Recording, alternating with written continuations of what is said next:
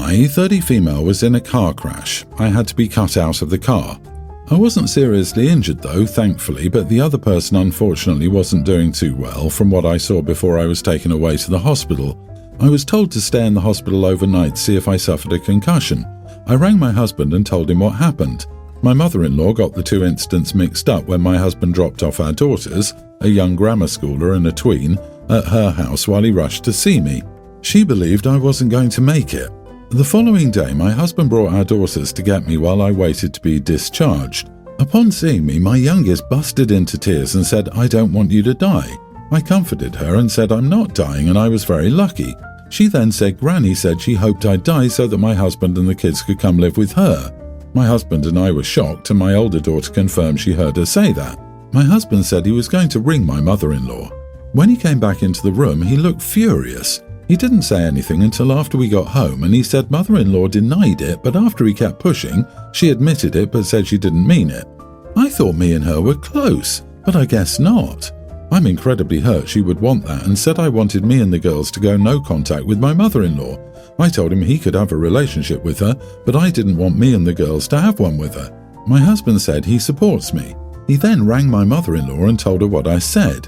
She didn't take it too well. She came to our house crying and said it was a misunderstanding, she didn't mean it and that we were taking it wrong. My husband asked, "What did you mean then?" She just got hysterical and started crying and saying she always wanted daughters, but my husband was the only child due to her not being able to have any more after him.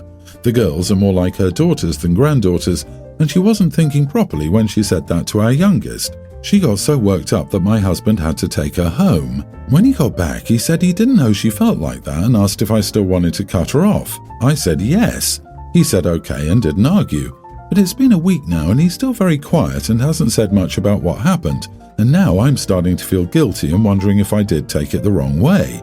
Am I the idiot for cutting my mother-in-law off because she told my daughter she hoped I died when I was taken to hospital? Not the idiot. Why would you feel guilty? She wished you dead out loud to your child so she could have a daughter. That's so beyond messed up. Hopefully your husband realizes how absolutely messed up that is and cuts her off too. She's only sorry because she got caught.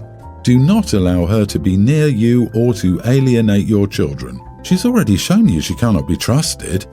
My mother-in-law got the two incidents mixed up. Yeah, sure. Your daughter needed assurance and positivity, not what that disgusting harridan said. Mother-in-law did mean it. You don't blurt something like that out of misunderstanding or as a joke. That whole hysterical outburst she put on in front of you, that was BS. Manipulative BS, because she got caught.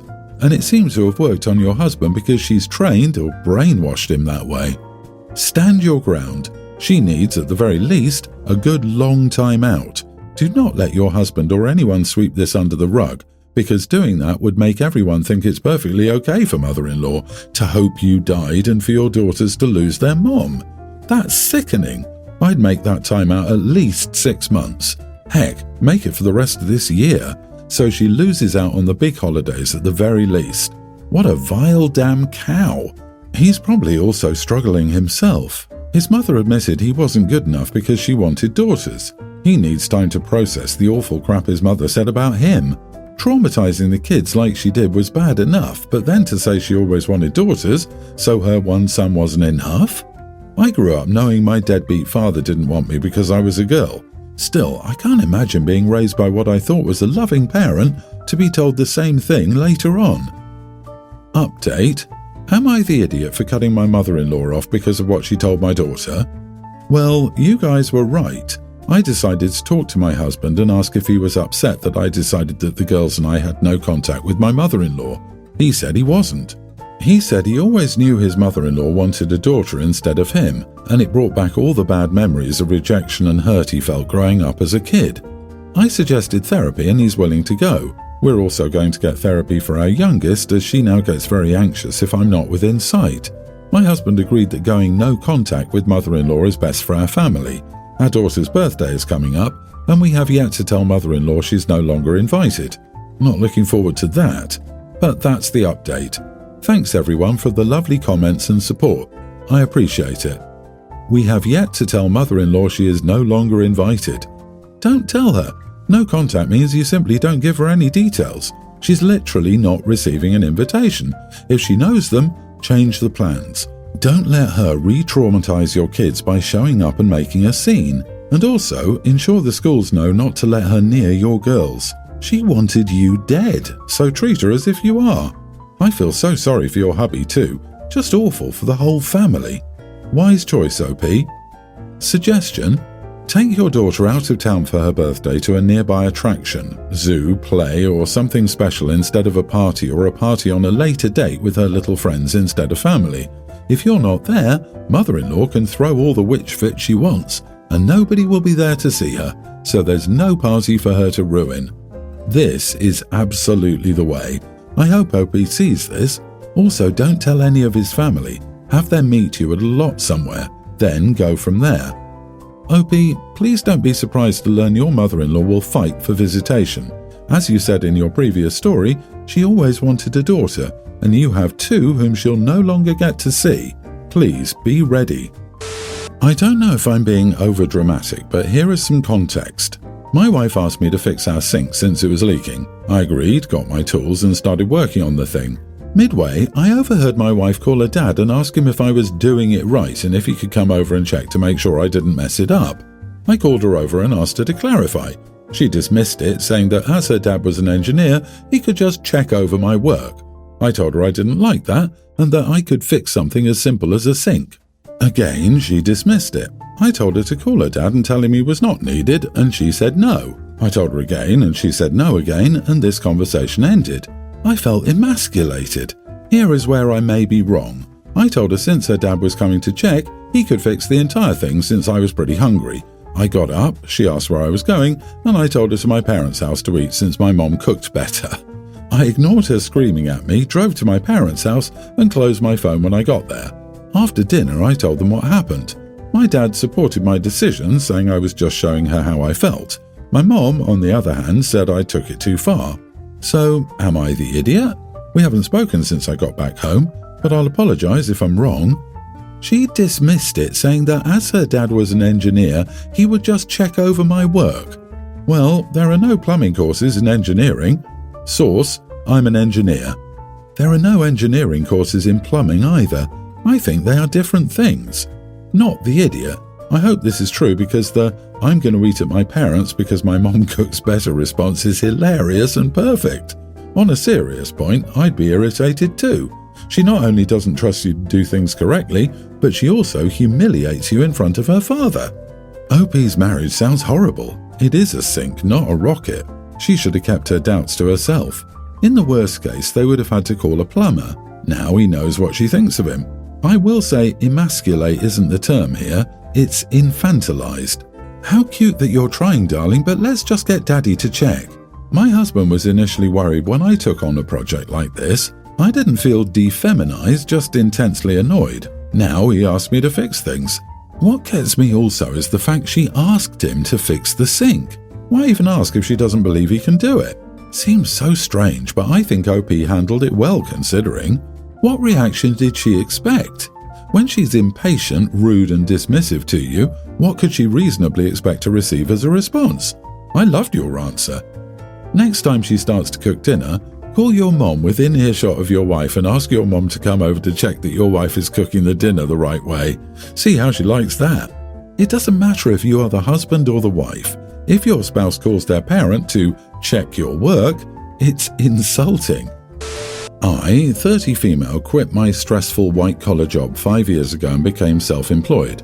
The thing is, my self-employment is as an exotic dancer. I make my own schedule, make great money, and 90% of the time I really enjoy my job. About 3 weeks into the job, I ran into a family member's significant other. Let's call him Bob and my family member Beth. Bob was just as surprised to see me as I was him. Bob and I both agreed to not say anything to anyone. Also, when you're hired at this club, we sign a confidentiality agreement to not speak about patrons seen in the club. I also want to mention we never touched or did a lap dance, but he saw me naked considering the occupation. Fast forward 4 years later, Bob and Beth are now getting married. And of course it spilled out I'm an exotic dancer and he came to my club 4 years ago. Still trying to figure out how everything came out. Anyway, now I'm the only family member excluded from the wedding. Mom, Dad and siblings were invited. Every family member attended the wedding without issue except for my mom and dad, who decided not to attend because I was excluded. I asked them to attend regardless, considering I'm not a huge fan of weddings. Now, after the fact, I'm bothered by it. Not by the lack of invitation, but what seems like the complete agreement from my entire family that I deserve to be excluded, other than my parents and siblings who still attended. It's as if everyone thought, well, she's an exotic dancer, and the future husband saw her naked once, she's not invited. And everyone agreed 100%. I haven't seen my extended family since the wedding was this summer. When I said I wasn't attending Christmas with them, there was concern about my not being present and how I was so missed. So, am I the idiot? Not the idiot, and I disagree with anyone saying it's reasonable that she didn't invite you to the wedding. It's not reasonable because you're an exotic dancer, and it's not reasonable because of Bob's involvement. If she's that uncomfortable with the Bob situation, then she shouldn't be marrying him. She'd be blaming you for Bob's issues. What, did the bride think you were going to peel it off on the dance floor at the reception? Strange how you get the cold shoulder for your work, however he doesn't for being a customer. Double standards at play here. An invite would have been nice, but what's nicer is your parents standing up for you. By the way, I know that a good exotic dancer can make real bank. I knew one once who worked as an insurance adjuster by day and put all of her club money into IRAs and other investment vehicles. I'm willing to bet she retired with a really good nest egg. Are you really surprised that someone who probably thought her precious boyfriend didn't go to places like these clubs not only discovered that he actually did go while they were dating, and on top of that they both know one of the dancers, didn't want said dancer at the wedding? They probably had a major fight over it when she found out, and it's not that big of a stretch to say they didn't want a reminder at their wedding. I'm guessing clubs were off limits to begin with, and once it became family gossip, they definitely didn't want it to be the primary thought on all minds. Joke's on them though. I'm guessing OP's profession is far more of a topic of conversation than their actual wedding. LOL. My female nearly adult dad got a once-in-a-lifetime job in another country. My mom died 4 years ago, so my options were to go with him or stay with my half-sister, 30, about half an hour away. I didn't want to leave during my senior year, so I'm staying with her. First, her house has 2 bedrooms and she has 3 kids, a toddler, a preschooler and a kindergartner, so I have to share a room with her and the toddler. The rooms in her house are a little small, so it's so cramped. She got me a loft bed because that's the only way she could fit a bed and dresser in the room for me. She also treats me like a kid's nanny. She works from home, but it's my job to pick up her kids from daycare, literally 4 blocks from her house. She could do it herself and she expects me to watch them until she's done. I don't get paid for this. My dad pays her to take care of me. I've complained about it before, but she says I need to contribute if I want to live here, and my dad won't rent me my own place, so I'm kind of stuck here. I was trying to talk to my friend the other day and her toddler was crying and her other 2 were complaining that they were hungry and bored. I sent them all to their mom and she brought them back to me and told me to change the baby's diaper, make a snack and either take them to the playground across the street or play with them. I told her if she could get up to tell me what to do, she could make the snack and change the diaper, but she just handed the baby to me and walked away. When she was done, she came out and saw that they were watching Frozen and she yelled at me for not doing what she said. I told her I'm not her kid's nanny and she needs to take care of her own kids, but she said if I don't help out, she'll call my dad and say this isn't working and I need to go. Am I the idiot for telling my sister to take care of her own kids? Edit, I can't move in with a friend's family. My dad doesn't want me to and has already told me he'll cut me off if I move out before college. The kid's father is in the military. He was deployed a couple of months before I moved in. My dad's paying for my college and getting me a house. If I do move out, I lose my car, credit card, college account, etc. Not the idiot, OP, but sigh, the only other option left for you is to move where your father is now residing. Your sister is already telling you that if you don't help her with childcare, then you have to go. I understand that you're upset and you definitely have the right to be, but you have no other options. Dad can step in and say free labour is not part of the deal. You can't just force free labour out of a kid when they're stuck living with you due to circumstances outside their control. However, it sounds like OP is relying on Dad for college money. If she moves out, she's on her own financially. Dad is in another country. What's he going to do? call the cops if OP decides to move out to stay at a friend's for the rest of the school year, try to put OP on a plane. I tell the sister to keep the rent money, stay mum about OP moving out, and find a friend to bunk with in exchange for chores. I bet childcare was part of the agreement. Whether it was adequately presented to OP or if she fully understood it is likely the bigger variable. But OP says Dad is only giving older sister a few $100s a month, essentially groceries and utilities, and older sister has to share her bedroom and have an extra body in her 2-bedroom that she also uses for work from home. Meanwhile, OP has a car and car insurance, a credit card, a future house, and a college fund from Dad. I'm betting the older sister only agreed to this living arrangement if it came with childcare help. My male 31 wife 30 has a friend, we'll call her Dana, female 34. They've been friends for a little more than 10 years, and it's important to note that the only friend Dana has is my wife. For the sake of the post, I'll call her Laura. Dana has always had difficulties making and keeping friends. This is because she's a classical one-upper. If you tell her about a vacation you enjoyed, she'll tell you it's nothing compared to her last vacation. You're going through a bad time? Well, it's nothing compared to what she's going through and stuff like that. Since her only friend is Laura, I got to hang out with her a lot. I don't like her and don't consider her a friend, but I am civil to her. Laura has tried to integrate Dana into another group of our friends for a few years now, but it's not going well.